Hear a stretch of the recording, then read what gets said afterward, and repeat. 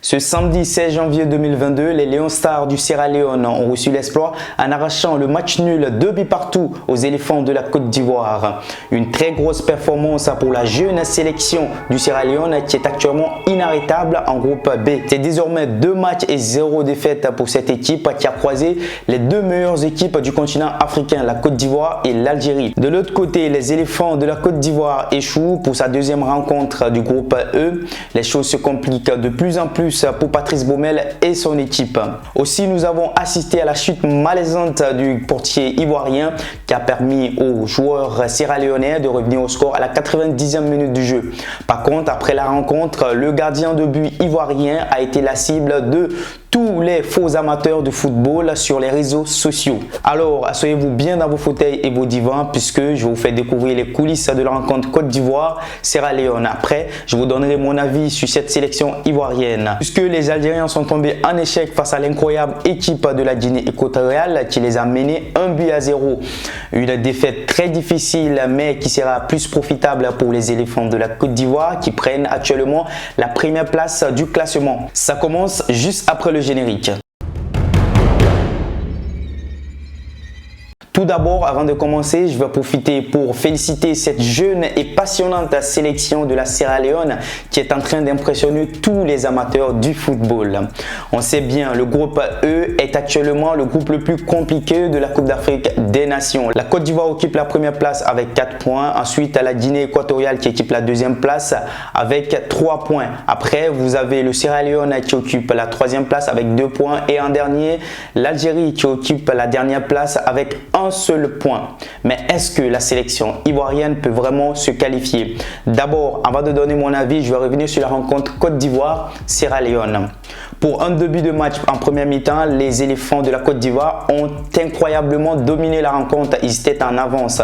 J'ai vu beaucoup de balles en profondeur, j'ai vu beaucoup de fluidité dans la façon de jeu des éléphants en première mi-temps. Mais par contre, je n'ai pas du tout aimé le pénalty manqué par Franck Kessié. Alors que les éléphants de la Côte d'Ivoire étaient encore en échec, Franck Kessié a manqué le pénalty obtenu par Wilfried Zaha.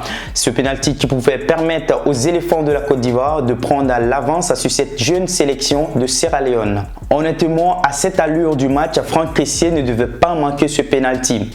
D'abord, le match Côte d'Ivoire-Sierra Leone était le match le plus important pour Patrice Baumel et pour toute l'équipe ivoirienne. Avoir un pénalty en tout début de la rencontre, je pense que c'est une chance qui n'arrive pas tout le temps. Et c'est un moment idéal pour une équipe de prendre l'avance et de s'imposer, d'avoir une sécurité et d'avoir une assurance en termes de score. Mais donner un pénalty à un Franck Kessié qui prend le pénalty, qui se positionne comme s'il ne voulait pas tirer le pénalty et qui finalement donne le pénalty dans la main du jeune gardien Camara, 22 ans, qui te bloque le pénalty. Je ne reconnais pas le Franck Kessié qui évolue à l'AC Milan en Serie A. Je ne reconnais pas le Franck Kessié qui était avec la Côte d'Ivoire il y a quelques années. Je ne reconnais pas ce Franck Kessié, le lion au milieu du terrain. Je ne sais pas ce qui arrive à Franck Kessié, mais depuis son arrivée dans cette compétition, depuis les 2 premiers matchs de la Côte d'Ivoire, Franck Kessié ne sort pas encore de sa coquille. Franck Kessié n'est pas en train de nous séduire. Franck Kessié ne livre pas sa meilleure performance, mais je sais que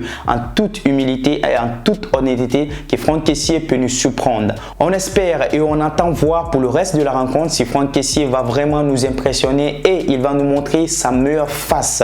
Le Franck Kessié que nous connaissons à AC Milan, le Franck Kessié qui s'est déjà bien mouillé le maillot, le Franck Kessié qui était leader au terrain, mais je ne vois pas le Franck Kessié. Après le pénalty manqué par le Milanais Franck Kessié, on a vu coup sur coup, Sébastien Haller a directement ouvert le score et c'était un magnifique but. Il était très bien servi par Wilfried Zaha.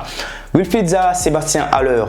Un gros problème aussi pour le sélectionneur ivoirien et pour la sélection ivoirienne. On l'a vu lors des 45 premières minutes, Wilfried Zaha et Sébastien Haller ont été 2 grands acteurs de cette équipe ivoirienne. Ils ont mis beaucoup de difficultés à la défense sierra-léonaise, ce qui avait permis même à cette équipe ivoirienne d'avoir beaucoup d'occasions et aussi de se mettre sur le dos de la défense adverse. Puisque quand on récapitule et qu'on revient en arrière, on a vu ces 2 joueurs-là, Wilfried Zaha et Sébastien Haller, ils étaient inarrêtables sur le plan offensif.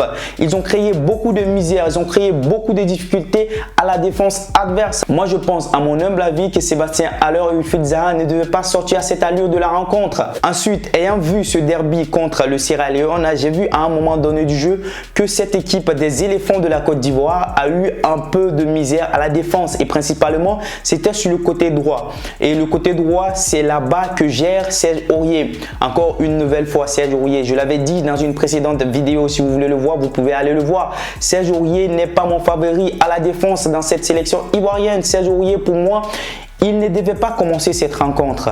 Et là, aujourd'hui, il m'a donné raison. Serge Aurier qui s'est fait très facilement effacer par un attaquant qui s'appelle Camara, un jeune attaquant sierra-léonais. Serge Aurier qui a même du mal à se retourner pour venir aider ses coéquipiers à la défense. Une fois que les joueurs sierra-léonais sont en contre-attaque, Serge Aurier est lourd. Il a de la difficulté à revenir défendre. Serge Aurier a aussi même la difficulté de faire des centres. Serge Aurier ne peut pas faire des passes en profondeur. Serge Aurier est très lent sur le terrain. Je pense que en toute honnêteté, Patrice Baumel ne devait pas faire jouer Serge Aurier pour ce match-là qui était très important pour la Côte d'Ivoire. Il faut faire jouer des joueurs qui sont motivés. Il faut faire jouer des joueurs qui ont du talent. Il faut faire jouer des joueurs qui sont actuellement en forme avec leur club. Et là, Habib Maïga, c'était un acteur clé, même avec Metz en Ligue 1.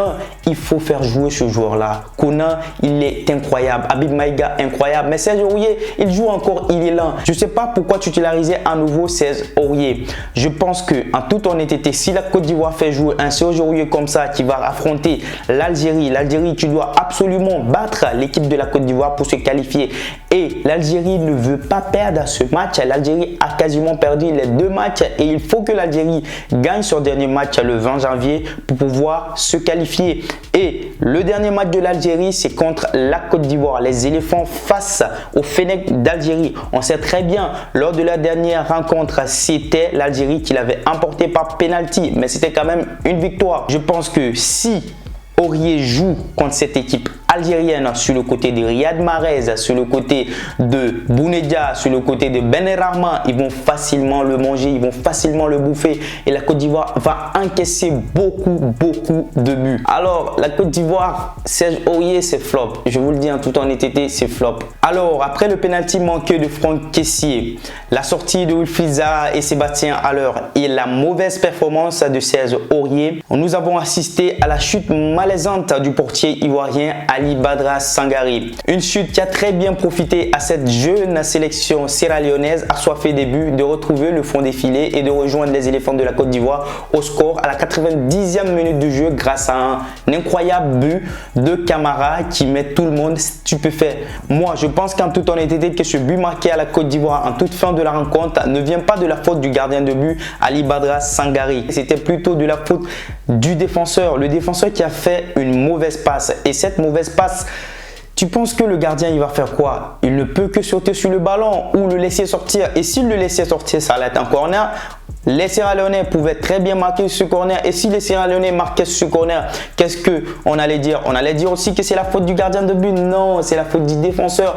Et moi, je comprends bien, c'était juste pas le jour de chance de la Côte d'Ivoire. Dans le football aussi, il y a le talent et quelquefois, il y a la chance. On a très bien vu, la Côte d'Ivoire a surdominé cette équipe sierra-léonaise. D'ailleurs, j'ai été très étonné, très choqué et très ébahi de voir combien de fois l'humain peut être méchant. Les internautes et plusieurs médias se sont pris à ce innocent gardien de but de la Côte d'Ivoire parce qu'ils se sont fait rejoindre au score. Je ne m'imagine pas si la Côte d'Ivoire était menée au score, qu'est-ce que ça allait faire.